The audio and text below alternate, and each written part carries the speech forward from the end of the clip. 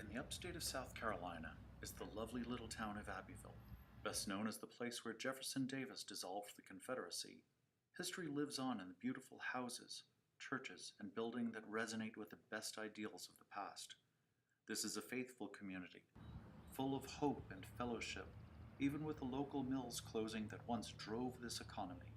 The small town feel has not been lost, although the town has embraced the best of the modern world as well. While the mills are gone, the picturesque town square still thrives with modern businesses, offices, restaurants, and shops. And just off the square is Trinity Street, with the historic Trinity Episcopal Church at the end, founded in 1842. Planted with boxwoods before the current building was completed in 1860, these shrubs were used to repopulate historic Williamsburg, Virginia after pests wiped their boxwoods out. While a bit overgrown, they are still healthy old plants. The beautiful pink color of this French Gothic Revival building is due to leaching of iron into the covering render from the bricks that were made on site from clay that occurred in the yard.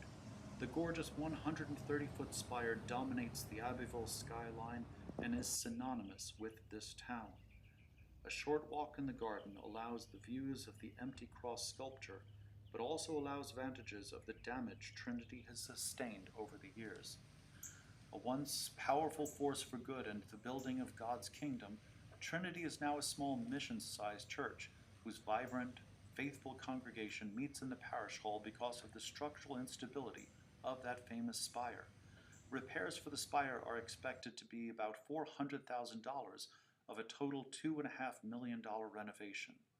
The famous bells of Trinity survived the Confederate Army's attempt to melt them down for cannon, but no longer ring due to the structural instability.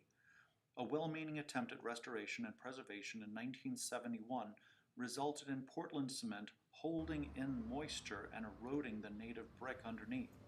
This will need to be removed and replaced with rough coat cement that will protect but allow the masonry to breathe.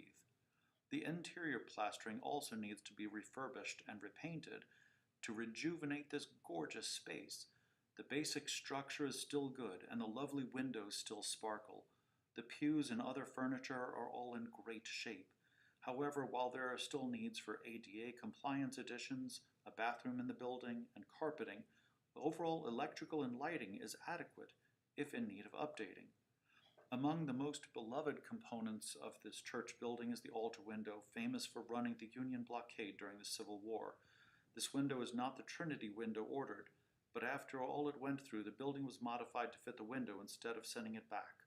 The window frame is rotting and needs to be refurbished, partly due to the inadequate and antiquated HVAC systems. Music lovers used to adore listening to the pipe organ by John Baker of Charleston, one of two remaining organs by Baker in South Carolina. However, the soundboard and compressor are damaged and leave us more than $100,000 away from listening to its glorious sound once again. This church building has seen vast numbers of baptisms and weddings for all of God's children, regardless of color. While it remains the heritage of famous Confederate families, it has always preached the gospel of God's love, even when that was uncomfortable for the people of the congregation.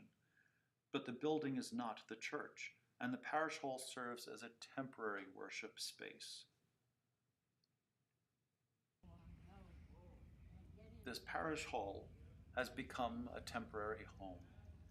This church still focuses on worshiping God, serving those less fortunate, and spreading the gospel. We worship in a small space, but this only serves to focus us on the beauty and glory of what a church really is, not just a building. If you can help us restore our building, we would ask you to visit TrinityAbbeville.org. All monies received go only to the restoration. Thank you, and God bless you.